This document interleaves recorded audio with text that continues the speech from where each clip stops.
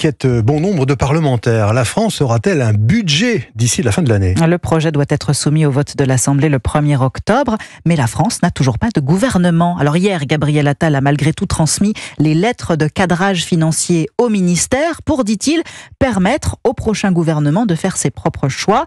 En attendant, les crédits de l'État ne bougent pas d'un iota, 492 milliards d'euros en 2025, comme cette année. Alors justement, notez cette réaction ce matin dans le Figaro d'Annie Genevard, vice-présidente LR de l'Assemblée, qui se demande où sont les milliards d'euros d'économies qu'appelait de ses voeux Bruno Le Maire.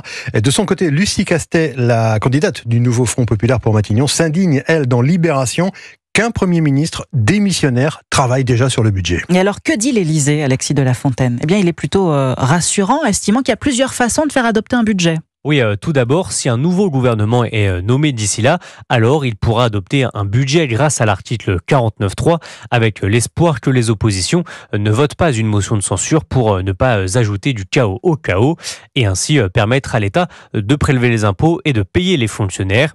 Mais en cas de blocage ou d'absence de gouvernement, Emmanuel Macron pourrait utiliser l'article 16 de la Constitution qui lui donne les pleins pouvoirs.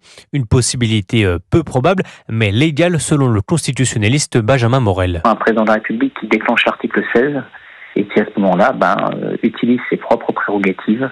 Il prendrait par ordonnance des mesures budgétaires en attendant de pouvoir faire voter un budget. Enfin, une dernière solution existe pour adopter un budget avant la fin de l'année. Dans le cas d'un gouvernement chargé des affaires courantes, comme celui de Gabriel Attal, il aurait le droit de présenter un budget à l'Assemblée nationale au titre de l'article 47, en expliquant que c'est une mesure d'urgence pour le pays, avec l'accord du Conseil constitutionnel. Les explications d'Alexis de La Fontaine du service politique d'Europe 1.